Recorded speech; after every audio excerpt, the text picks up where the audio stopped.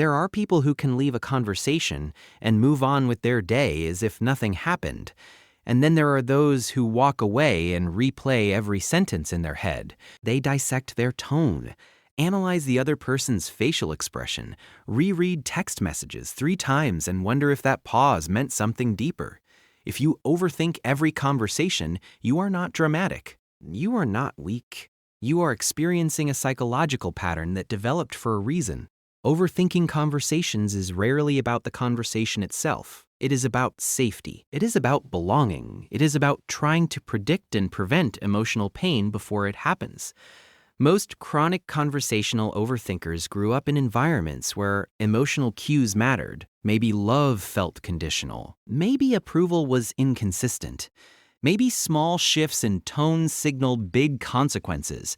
When a child learns that harmony depends on reading the room correctly, they become hyper-aware. They scan faces. They monitor voice inflections. They anticipate reactions.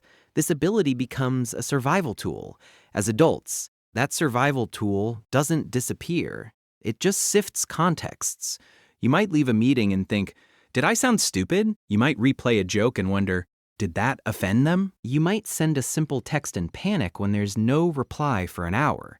Your nervous system is not reacting to the present moment. It is reacting to old memories of uncertainty. The brain's threat detection system doesn't differentiate well between a tiger and potential rejection. Social rejection, especially for humans, historically meant isolation, and isolation meant danger. So when you overanalyze conversations, your brain believes it is protecting you. The root of conversational overthinking often lies in one of 3 psychological patterns: fear of rejection, fear of misunderstanding, or fear of being too much. Fear of rejection makes you search for subtle signs that someone's opinion of you has shifted. A delayed response becomes evidence. A shorter sentence feels like distance. You try to decode what isn't clear because uncertainty feels unbearable. Your mind fills in the gaps, usually with worst-case scenarios.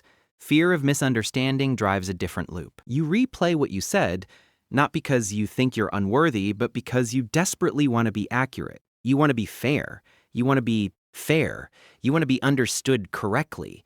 If someone misinterprets you, it feels like a loss of control. So you rehearse the conversation in your mind, editing it in hindsight. And then there's the fear of being too much, too loud, too emotional, too opinionated, too needy. People who grew up feeling like their feelings were inconvenient often develop this hyper-monitoring behavior. After every interaction, they evaluate whether they took up too much space. Did I talk too long? Did I overshare? Did I annoy them? In daily life, this pattern is exhausting. It shows up in subtle ways.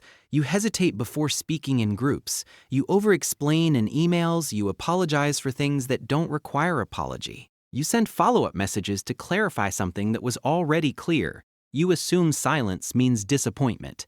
Overthinking creates an illusion of control. If you analyze it enough, you believe you can prevent future discomfort. But the paradox is that overthinking often creates the discomfort you're trying to avoid. When you constantly question your social performance, you reinforce the belief that something about you is flawed. Your brain learns, if I don't monitor myself, something bad will happen. This increases anxiety. The more anxious you feel, the more you analyze. The cycle feeds itself. Neurologically, rumination activates similar circuits as problem solving. The brain treats social scenarios like puzzles to crack, but unlike math problems, human interactions don't have definitive answers. So the mind loops endlessly, searching for closure that doesn't exist. Emotionally, overthinking conversations is often tied to a fragile sense of self-trust. You don't fully trust that you showed up well. You don't trust that others will interpret you kindly. You don't trust that even if something went wrong, you could handle it. So your mind tries to handle it in advance. In relationships, this can create invisible tension. You may seek reassurance indirectly. You may ask, "Are you mad at me?" more often than you realize. You may withdraw after overanalyzing something harmless. Sometimes partners or friends feel confused because they experienced a normal interaction, while you experienced a mental storm afterward. In professional settings, overthinking can limit growth.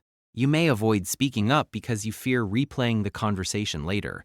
You may spend hours rewriting emails. You may turn minor feedback into a global judgment of your competence.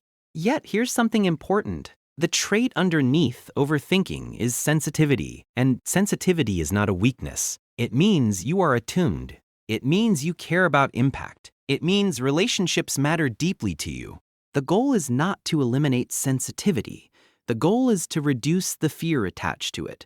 When you understand that your overthinking developed as protection, self-judgment begins to soften.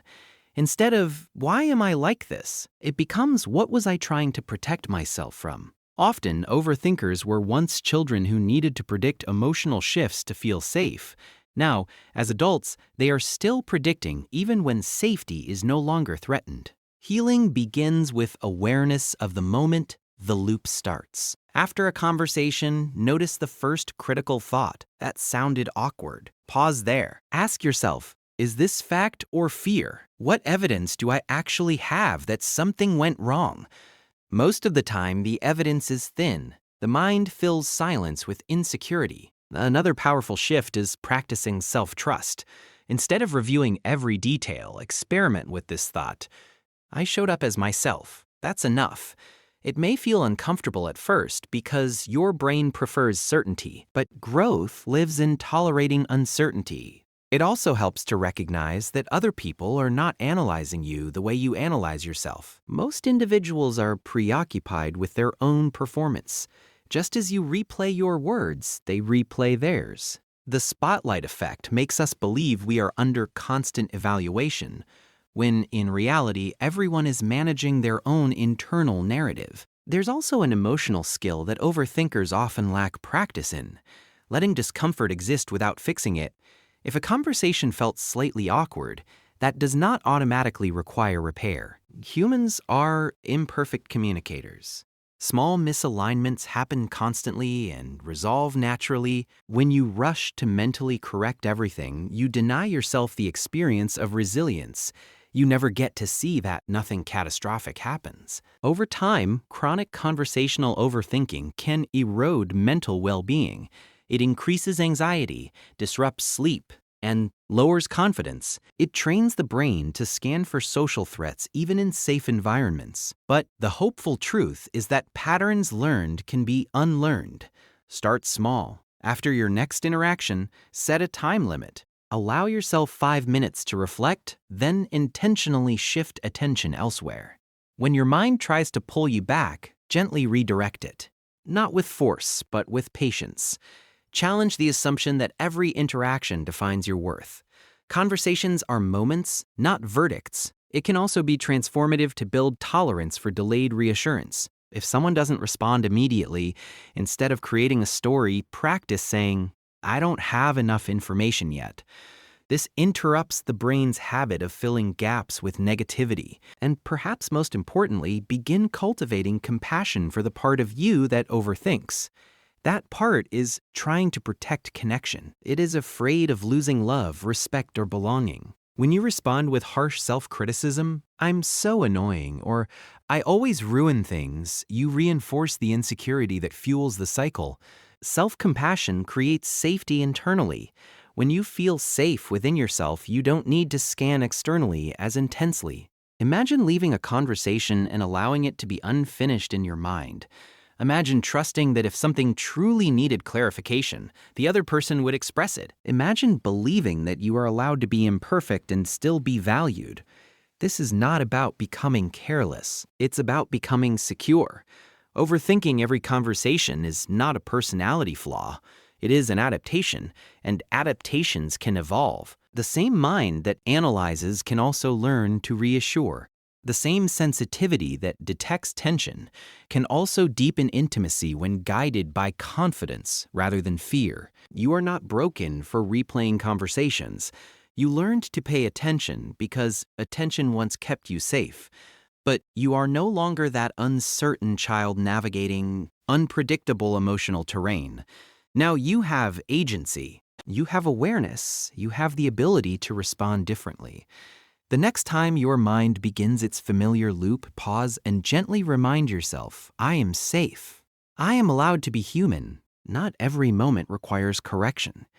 Healing does not mean your mind will never replay another conversation. It means the replay loses its power. It becomes a passing thought, not a spiral. And with practice, something remarkable happens. Conversations become lighter. Silence feels less threatening. Delayed replies feel less personal. You start to experience interactions as shared moments rather than tests you must pass. Growth in this area is quiet but profound.